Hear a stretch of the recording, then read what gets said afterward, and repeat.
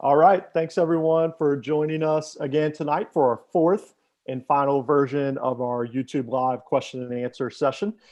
Tonight was kind of an open forum for any last minute questions that may not have been covered or answered through the first three sessions. So we had about 30 questions that were submitted. So we're going to go through those again, not one by one. We've been able to lump them in categories and address them holistically through those topics. And we're also going to talk a little bit tonight about our COVID communication policy and how that's going to look if and when we do have a positive case inside a building or on a school bus or in a particular classroom. We're going to talk through a little bit how that will look and the reporting requirements that the state has sent down within the last week. So excited to be back tonight. Fourth and final session. It's hard to believe we're less than a week away from having our students back in our buildings. I know everyone is really excited about that. And it's been 6 months almost to the day since we closed and everyone left the hallways at least. So excited to be staring down the barrel of everyone coming back into our schools in less than a week. I'm going to turn the mic over to Dr. Conkle now. He's got a few opening remarks he'd like to make. Thank you, Mr. Castater. Welcome, parents, and hopefully you're as excited as we are to come back to school within the next week.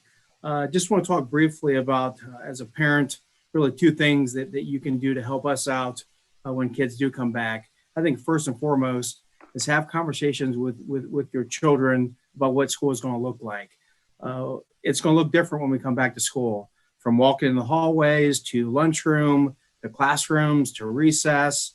I think the more conversations we can have with students to get them prepared for school, the better.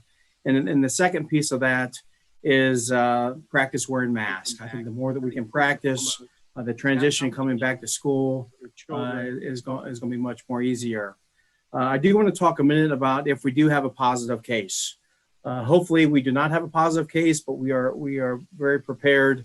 We want to make sure we communicate effectively to parents and the staff if and when we do. First and foremost, if we do have a positive case, a positive COVID case, our health department, along with our administration, we will work very closely with the Butler County Health Department. We will have daily conversations with them. We will determine, they'll help us determine if there's a student within a 6-foot circle and for more than 15 minutes, that student will have to be quarantined. And again, we will work closely with the health department. Our plan is to make phone calls to parents. If your child has to be quarantined, that will come from our health department and administration, depending on how many phone calls we need to make. But we'll also follow up with a letter, and that letter will be sent via final forms. So once again, if your child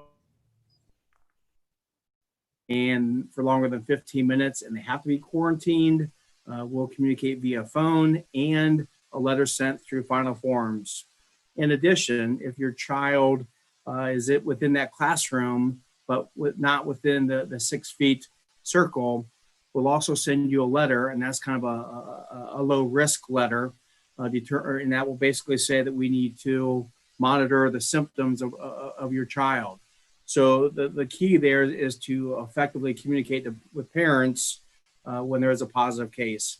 And then the last piece of that is we'll communicate a letter to all the families within that school.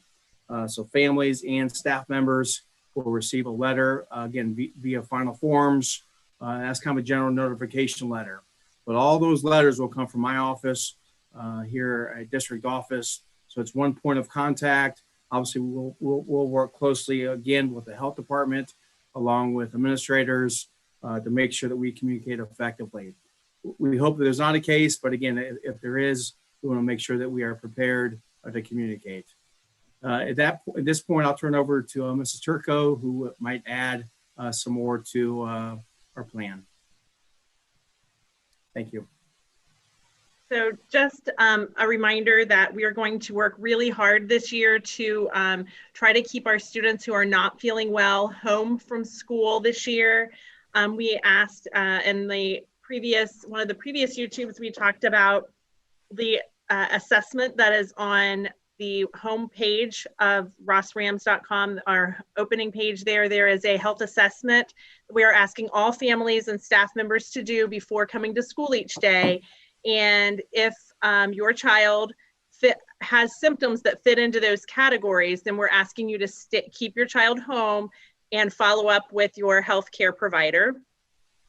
If a child comes to school and has symptoms that fit into that category, we will, that student will wait in our clinic area, which will be separate from the office clinic. The office clinic will only be used this year for students who already feel well, but need routine medical things like medication or some routine care or minor injuries like Band-Aids and those sort of things. But illnesses will be seen in a different room so that those students don't risk getting each other sick. We'll be able to spread out more. If your child isn't feeling well and their symptoms fit into those symptoms of the COVID symptoms that are listed on our website, we will have them wait in that particular room until someone's able to pick them up. And then after they're picked up, we're going to make a recommendation that they see a healthcare provider. We think it's going to be very important this year, even though symptoms may seem mild.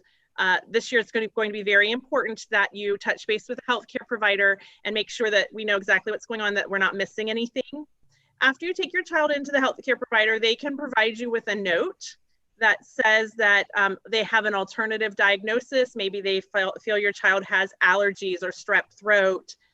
In that case, they can provide you something in writing that says that, and and your child can return to school with that note. Just call the school and let the school nurse know what the situation is, and the note is coming back with the child. If you don't get into your healthcare provider, or you would rather just go and get a COVID test, that would be your option. There are some places throughout the community that are providing those. If you would like to do that, that is certainly your choice. We are not requiring COVID testing to be done. That would just be a choice. If you would prefer to do that, you could take your child and have a test done. And when you have written confirmation of a negative test, they could return to school with that confirmation. The last option would be if you choose not to take your child in, you could make the decision to keep your child home and monitor them, in which case we would need the student to stay home for 10 days from the onset of symptoms. So 10 calendar days from the onset of symptoms before they would return to school. So just again, making you aware of those, that the procedure this year, it is very different from what we have done in the past. The length of time that students are asked to stay out is much longer than we've seen in the past. But we are working, everything that we are doing is we are following the exact recommendations of the CDC. So that's what we're doing to try to keep our students and our staff safe this year. Just a reminder that if you do have your child home, then that you need to either see a healthcare provider, have a negative test, or stay home and monitor your child. They'll need to remain home for a total of 10 days. We know that there are students who have chronic conditions that sometimes look similar to the symptoms of COVID. And again, that is something, please make sure you update your final forms and have that information in your final forms. And then that will be a conversation that you can have with your school nurse. So we recognize that there, and the CDC allows us to make exceptions for symptoms that can be attributed to an alternative diagnosis. So your school nurse will work with you on that. I know that there have been a lot of questions and concerns about that. Just know that it will just, again, we talked the last time I was on about the communication piece is going to be very important between parents, the school nurses, and your healthcare provider for your child. All right, very, very good. Thank you, Shelley. A couple of reminders real quick. I've got my screen shared here with the district website. Those health and clinic guidelines are available under the Responsible Restart tab on the district webpage. Very easy to find. There's also an option here in the top that you can download, print them out, keep them at home to reference as we get ready to start the school year. So those, again, all good information there to remember as we move forward. I wanted to reference something else on the district webpage as well. One of the things that came out last week in Governor DeWine's latest order is that this school districts are going to be required to publicly report their number of COVID cases for staff and students, as well as the amount of people that may have been quarantined within their district from a staff and student perspective as well. The way we're going to do that is, again, through our district website. If you look at rosslocalschools.com on the main page and you go to About Us, you will see on the right-hand side the very last link at the bottom called the COVID-19 dashboard. This will be a document that is updated every week that will give the latest statistics for the school district. I'll pull it up now so you can kind of see what it's going to look like. So it'll be updated weekly. Obviously, we haven't started school yet, so the first report will go in at the end of the week of September 8th through 11th, a week from Friday, and it will lay out specifically that information that we just referenced: number of new student positive cases, new staff cases, number of students in quarantine, staff in quarantine for all 4 of our buildings.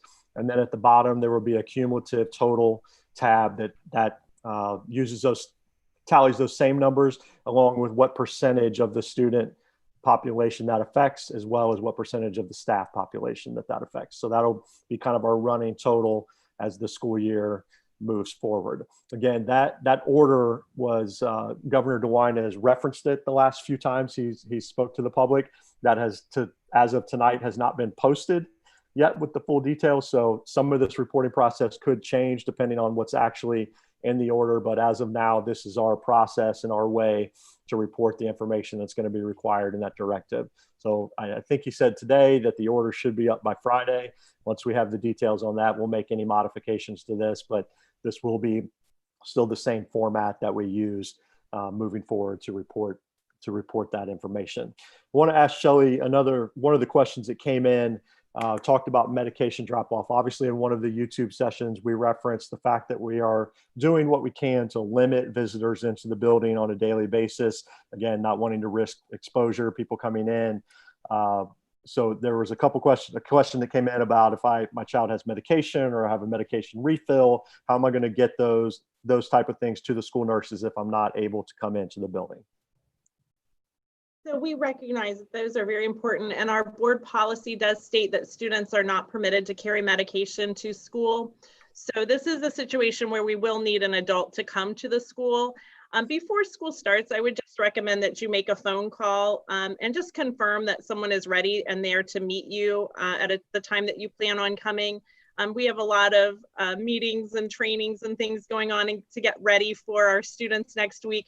And I just don't want anyone to show up and not have someone ready to receive that medicine. So until school begins, I would ask you just to make a quick phone call to your school's office. Let the secretary answering there know that you need to get medication to the school nurse, and they can assist you with those arrangements. When you arrive, just make sure that you have a mask on, and we will be able to come in quickly, take the medication, count it if necessary, and let you go on your way. Once school has begun, you don't have to call, because obviously you will know that someone will be there ready for you, but you may arrive at the school, come through the main office, make sure that you have a mask to enter the building, and the secretary there will get the school nurse for you, and we can check the medication in quickly. It will just be a very brief visit. But that is one of the situations where we will need an adult to come in, because the board policy prevents students from carrying that to school. Very good. Next question I wanted to address, we had a couple of questions submitted this week regarding transportation. So I did want to remind everyone, in the last YouTube session, we told everyone that bus routes would be published on September the 1st, and those were put online yesterday. So again, at the rossrams.com page, if you go to departments and down to transportation, that will take you to the transportation page. When on the right-hand side under the links, if you click on bus routes, that's going to take you to one final page, which then has all of our bus routes listed by building. And again, our parochial schools, most of which are already up and running, those bus routes are listed as well. But just as an example, if you pick on middle school bus routes, it's going to take you to a spreadsheet that will show you by address your pickup time and where your AM and PM bus stops are, as well as what bus number you're going to ride in the morning and afternoon. So again, all of that is available now, up and live on the rossrams.com website under transportation information. Should be pretty easy for everyone to find. At this time, I want to bring in Diane Parrott, who's our Director of Special Services. She's going to give a couple updates on special education. We had a few questions submitted about reviewing IEPs and 504s and things like that that are going to be rapidly approaching as we start school, and how that process may work to ensure that students are receiving the services that they need. Thank you, Mr. Castater, and good evening to our parents and community. Just a quick update on a few special services items is that first and foremost, all IEPs, individualized education program plans, Section 504 plans, and evaluation team reports will continue to be completed as required to stay in compliance with our timelines. This will be similar to how we provided meetings and IEPs in the spring. Most meetings, again, to limit the number of guests within the buildings, that most and probably all will be completed either remotely via conference call, or however it's agreed upon by the IEP team, Section 504 team, and the parents. All students that are receiving their instruction remotely will have an intervention specialist assigned, and they will be on the intervention specialist or related services staff caseload. So you should, once school begins, you will be contacted by the intervention specialist or related services personnel to set up how the interventions or IEP goals will be provided, and how instruction will occur. Based on our Section 504 plans, most accommodations should be able to be implemented remotely. And so many of our plans have extended time, they have small group. By the nature of the remote learning, that this can naturally occur. There may be some accommodations that we may have to have a conference call or a Zoom meeting to discuss how those accommodations or modifications will be implemented. To the greatest extent possible, we will again provide all of our instruction to our students with special needs. There may be some students who, as we again had in the spring, may not be able to access the remote learning curriculum. And for those students, we have either had some meetings that have already occurred. There may be other meetings that will need to occur, but we would be looking more at the distance learning model as we provided in the spring. The district is committed to meeting the needs of all of our students, and I can say that we have the most outstanding special education staff and general education staff that will do everything that they can to ensure that your child is getting the best education that they can, being, with the options that we have. So with that being said, if you have any questions, please contact your intervention specialist, related service personnel, or your building administrator if you have questions again. And then if you are more than welcome to also call the special services office if you have maybe some more specific questions that our staff can't answer.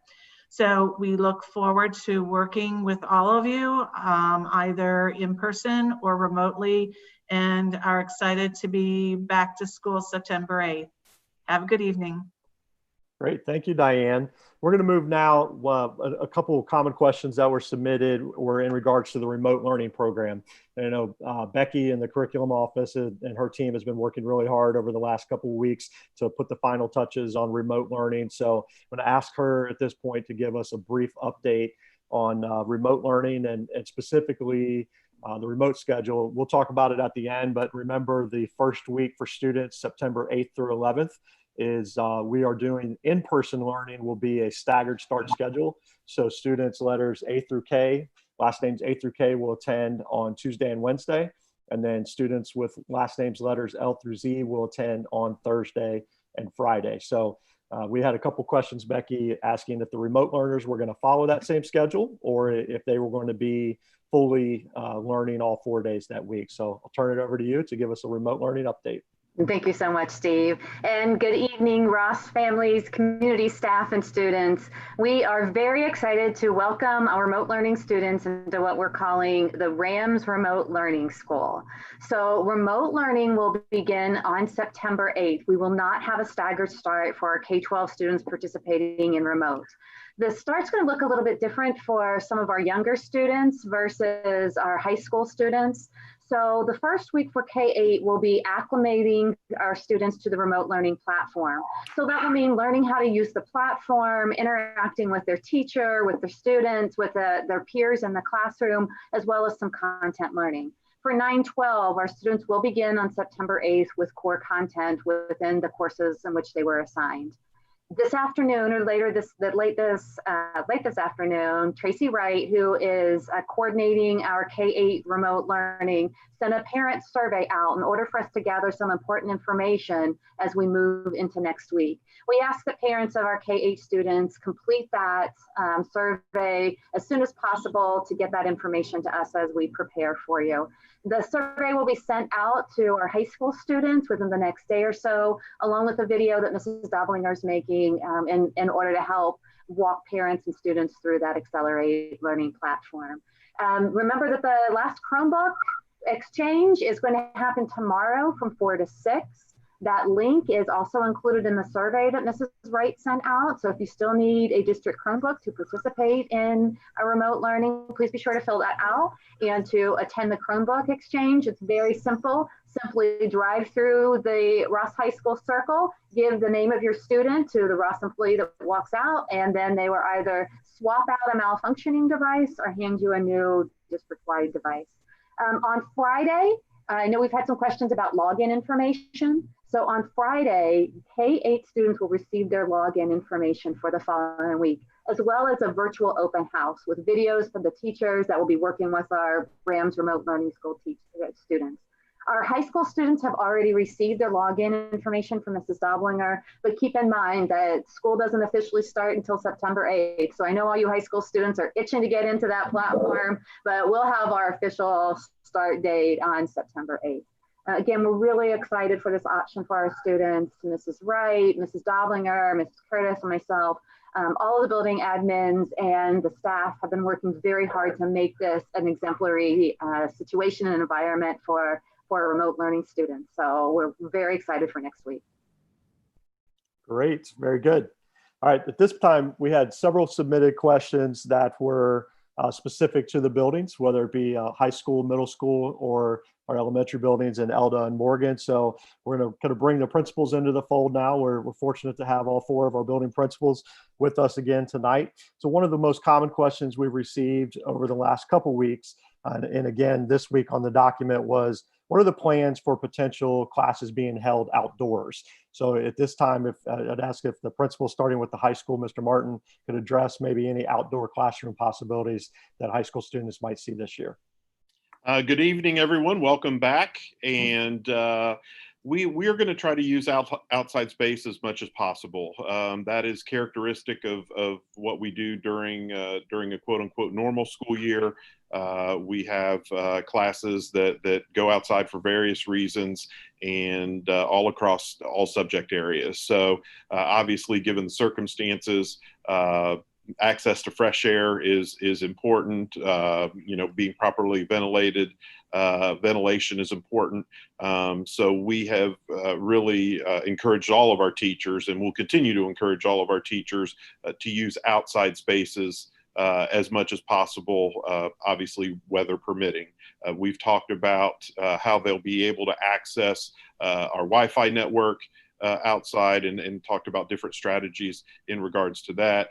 We have a beautiful campus here, as you know, and lots of areas that are conducive to outside study. So we plan on continuing to use that, like I said, as we have in the past, and I know our teachers will take advantage of that as much as they can. Sure. Mr. Saylor? Good evening, everyone. Thank you for joining us. Echoing a lot of what Mr. Martin said, actually at the middle school, we have tried to structure a little bit where we have assigned designated areas to our various teams. And then our teachers will actually work to coordinate, trying to make sure that we get outside in those areas as often as possible, weather permitting, just like Mr. Martin said. It is something we often use the nature trail, the new turf area, various areas throughout the year regularly anyway. But we definitely plan on increasing our use of the outdoors as much as possible. Give everyone a chance to get outside, enjoy some fresh air, and get away from, the confines of the classroom, and perhaps even take a little mask break. Mr. Perry, Mr. Hall, you want to speak on behalf of the elementary schools? Yes, obviously we're looking at the same things. Sometimes outside teaching for elementary kids can be a little more challenging. Parents, you know this, on the soccer field and the baseball field, if a butterfly goes by or a fire truck or anything, we've lost them for half an hour. So, we will look at this. Obviously our phys ed, our music, and our art, we're going to look at some opportunities to go outside, weather permitting, look at the areas. Wi-Fi sometimes can be an issue with students out with Chromebooks. But yeah, we're going to look at all of the things that are conducive. Obviously, going outside to do silent reading, teacher read aloud. So how does this fit into our curriculum, and what's going to be effective? I think the first week, we're probably just going to get settled in. And the second week, when we have all the students, we'll definitely take a look at what are the areas that we can do this effectively and efficiently. So, very good. Mr. Hall, do you have anything to add, or is that pretty much the same as what Elda's going to be doing? I don't, because Tom's taken the lead on that for the elementary world. I'm doing mask breaks coming up. Very good. So Mr. Saylor brought up the idea of a mask break, and that was, again, I think it's interesting, the vocabulary that we're all using now that 7 or 8 months ago, if someone would have looked at you and said, hey, when do we get a mask break? I think we all would have kind of looked at each other a little weird. But so that is another common question that we've received over the last couple of weeks is, what is the plan for a mask break, and when are students going to be able to do that?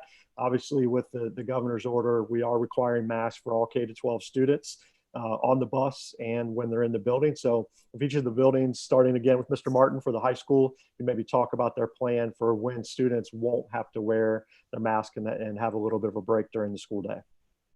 Right. So as Mr. Castater mentioned, obviously we want to comply with the spirit of Governor DeWine's orders. So to ensure the safety of all students and staff, we want to make sure that with the exception of when students are eating, that they're wearing masks at all times when they're in the building. That being said, dealing with high school kids, which are, a little older and theoretically a little more mature, we're going to allow our teachers to use discretion to afford some brief mass breaks throughout the course of the day, provided that students are able to socially distance when they're doing them. And as I said, making sure that they are very, very brief in nature. We understand the desire to provide our students some comfort, but once again, the safety of everyone involved is the most important thing, and obviously complying with what the health officials and our governor wants us to do. So, we are going to afford students those opportunities once again. we hope that they occur naturally, at lunchtime, by being able to go outside.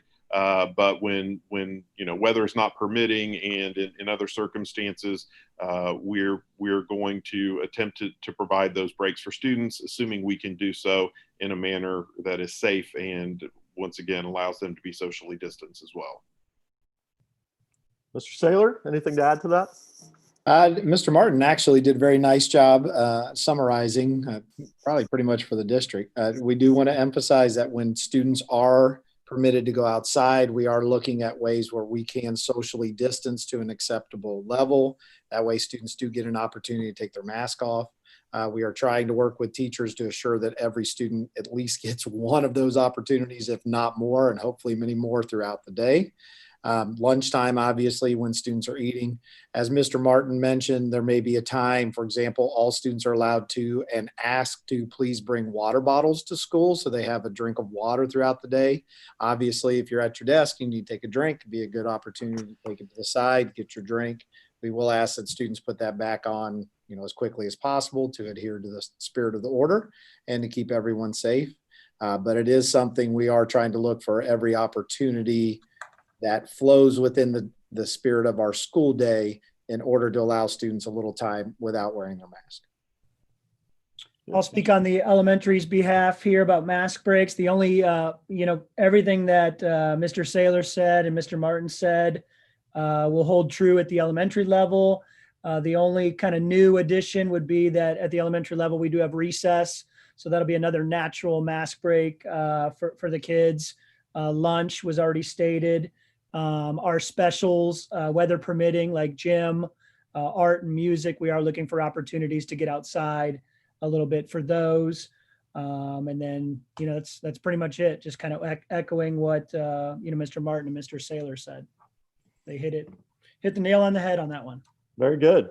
So just a reminder on masks, again, we've talked about this a few times throughout the sessions, but we are allowing essentially 3 types of masks. One would be the traditional cloth mask that you see a lot of people wearing on a daily basis now. The disposable medical type masks are also permitted. And we are still permitting the neck gaiters, which are the full neck mask that can be pulled up over the mouth and the nose.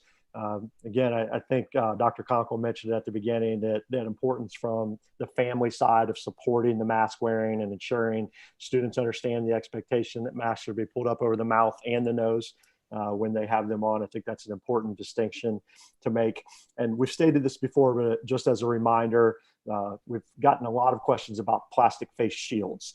And one of the things we clarified with the help of the health department is that from a medical perspective, face shields are designed to protect the eyes and not the nose and the mouth. So often if you see a physician wearing a face shield, they will have a mask underneath. So a face shield is not going to be used in place of a mask. However, there will be times where in certain settings that students and staff, again, I think I used the example of a speech and language session where a student's receiving speech services, that they both the teacher and the student may be wearing a shield just because it makes the session more productive and allows for the services to be rendered. So we'll continue to work through those clarifications and distinctions with you, but that is where we're at and on mask policy as we go in to the first day of school on September 8th.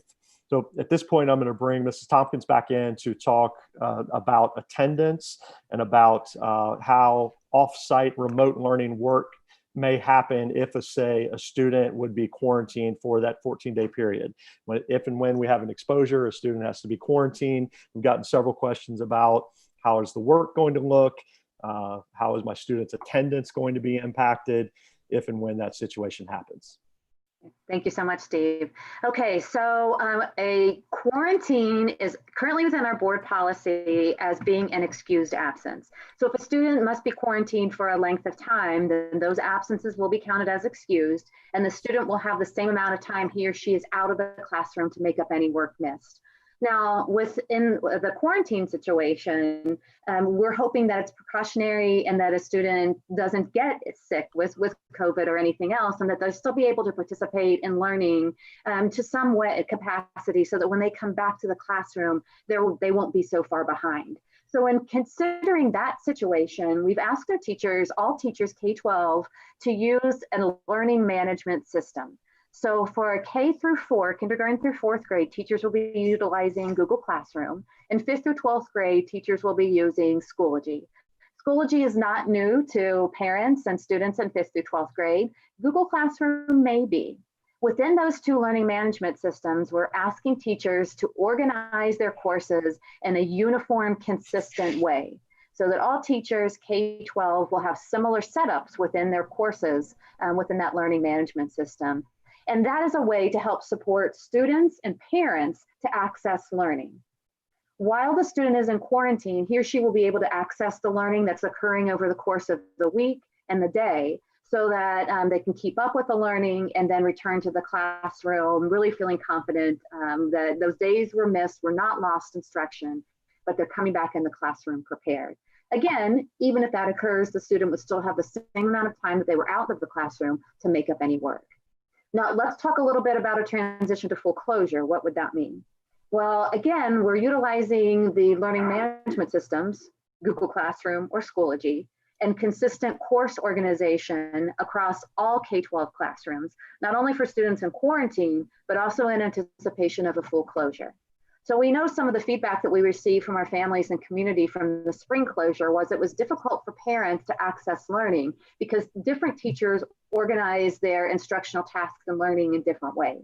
We want to streamline that for our families and for our students this year. And by using that consistent course organization, even if we have to close on a dime, even if it is a next day closure, our students, families, and teachers will already have a familiar way to access their learning so that it will feel like a more natural transition.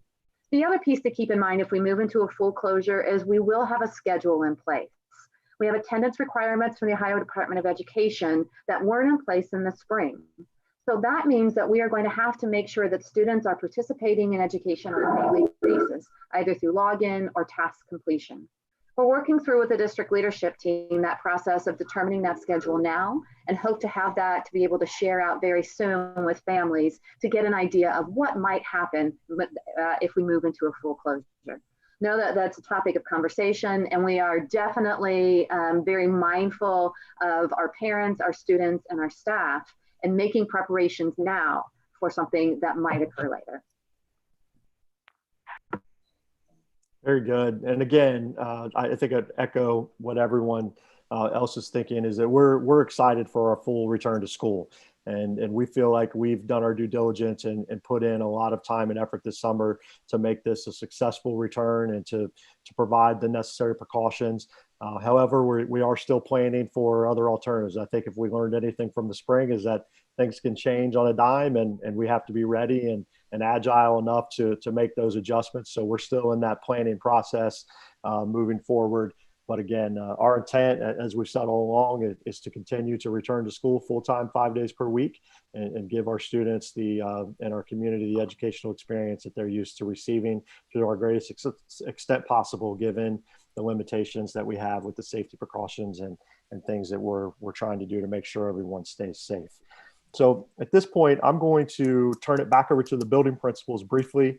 We've kind of made this an open forum for them to talk through any other final reminders, anything else they want to let their students and parents know at this point prior to returning on Tuesday. So we'll start again with Mr. Martin at the high school.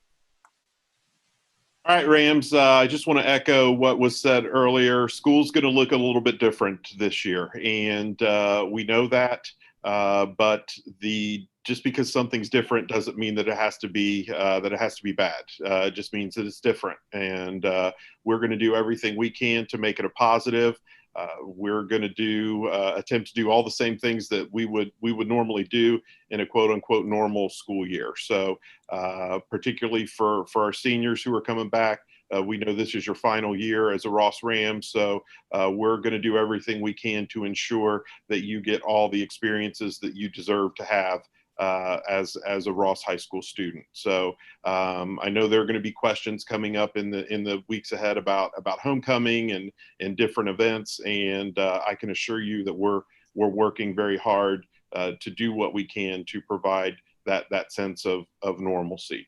So on Tuesday, we're going to be super excited to see you, and it's going to be different because we're going to be looking at you, looking at just your eyes as opposed to the rest of your face. But we're going to be excited to see you nonetheless, and there's going to be a lot of things that we're going to go over next week. But we'll get to that at the appropriate time. But let's just make sure that we're going into this with a positive attitude. We've talked for years about being better together, and that's not just something we can say when we're tweeting or posting something on social media. That's something we have to prove when times are tough, and we've done that in the past, and I expect that we're going to do it again. So students, we love you very much. I can't wait to see you on Tuesday, and go Rams. All right, Mr. Saylor. I'd like to echo a lot of what Mr. Martin said. Students and families, I don't think you can begin to imagine how excited we are to actually have students walk through the door next week. So we've missed you terribly. I've been here every day. It's a very lonely building without your friendly voices and your chatter and, to keep things engaging here at the middle school. So we're ready for you to get back. Very excited to have everyone here. A few reminders, and if I could say anything, Dr. Conkle actually mentioned this. Parents, if you could just talk to your students about that school is going to look a little different this year. I mean, there'll be some spacing things that we can't do, things that we'll do better too. So I think you're going to have a great experience. I think things will be wonderful. If you could just please, and I think the word of the day, I always say this to my own kids when we go play. The word of the day is patience. So just please be patient with us. We are going to have to make adjustments. We've been spending months and days and weeks and hours planning. And obviously there'll be things that we'll have to adjust once you guys are here to make things even better. Particularly with arrival and dismissal procedures, working through some of the lunch line, changes. I know things are changing even now with some lunch things. So if you could just bear with us on that. I would like to remind everyone, charge your Chromebook. 6th, 7th, and 8th graders, you have your Chromebook. So we are hoping you bring that with you on the first day. Mr. Klaber has offered those opportunities. If you haven't plugged it in yet, plug it in now to make sure that it's working. I know a lot of you, unless you were watching YouTube or music videos, probably haven't done a whole lot of other work on your Chromebook, but please check that for us. We would appreciate that. 5th graders, we will have Chromebooks ready for you. If not the first day, day 2. So just be ready. We're going to get things rolling, and we are excited to have our middle school Rams back. So thank you, everyone. Look forward to seeing you Tuesday. All right, Mr. Perry, anything you want to add to the parents and students of Morgan? Same thing everybody's been saying. Parents, this has been a stressful spring and summer for everyone. But I tell you what, yesterday I was able to get on Zoom meetings with all of our new kindergartners and our preschoolers. And I tell you what, it was the best evening I've had in months. It was great to see these kindergartners all excited, eager, sitting on the parents' laps, listening to them. And you know what? They don't have a care in the world. I know there's some anxiety, and I think the adults probably have more anxiety than the students. So, as the other administrators have said, we've done a lot to prepare. Parents, we know that you have faith in us, and we've, I think, come through. I think if I had to get a t-shirt printed, it would say flexibility and patience. And that's something that we're all going to strive for. And this is a great community. And I know that when these students come back and they come home that first day, they're not going to talk about masks. They're going to talk about the fun, the experience they've had on their first day. So we just look forward to them coming back. And students, we miss you. We love you. We cannot wait until you come back Tuesday, Wednesday, Thursday, and Friday next week. Great. Mr. Hall? Yep. Ready or not, they're coming, right? Kids are coming to our buildings. We couldn't be more excited about that. Parents, I just want to reassure you that we are going to do everything possible to take care of your kids. First and foremost, staff members, I want to reassure you that we're going to do everything we possibly can to protect you as well. to keep this thing alive, to keep this thing going. We're going to ride the wave, the momentum wave, get these kids back in here, have a ton of fun with them.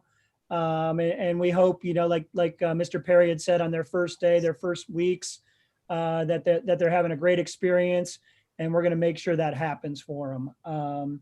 So just a couple reminders on the elementary end.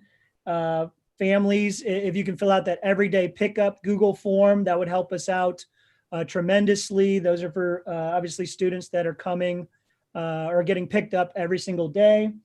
Update your final forms, please, specifically with the medical information and everything else, contact info, so we can get a hold of you.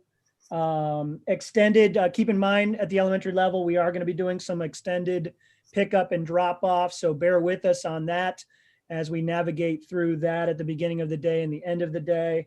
And then Chromebooks will be collected at the buildings those first couple days for our K through 4 students. And then for our 5th grade, we'll work out a plan for that as well. So other than that, like I said, we couldn't be more excited as not only a district, but at the building levels to get this ball rolling. Great. Very good. We appreciate it. I'm going to turn it back over to Dr. Conkle to leave us with some final remarks as we move forward. Thank you, Mr. Castader. Let me first of all say I want to thank you to our administrators for their professionalism, their passion. It's like no other. And I want a special thank you to all the administrators for the efforts they put into getting our schools ready. So a sincere thank you. Parents, I hopefully these 4 sessions were productive and you gained some information that you did not have prior to. I look forward to your comments. Feel free to email me. I would look forward to hearing your comments. My email address is chad.conkle@rossrams.com. You can also get that on the website. But I do look forward to hearing from parents, and we're excited about the school year, and go Rams. So thank you again. Awesome. Again, thanks to everyone for joining us across the 4 sessions. I think we had a really good turnout of viewers. I looked earlier today, it looked like we were approaching 3,000 viewers total on the first 3. And I'm sure we'll have a number of people that watch the archive video on the YouTube page tonight. Even if you're not able to join us live or know someone that wasn't able to join us live, this video will be archived on the district YouTube page. So I hope you can see and hear the excitement in everyone's voices that we are ready for Tuesday, and we're ready to have our house and our respective houses of schools don't feel the same without kids in them. And I know that everyone is ready to have a house full of kids again and get back to doing what we do best. So we appreciate everyone joining us, and we will see you on Tuesday.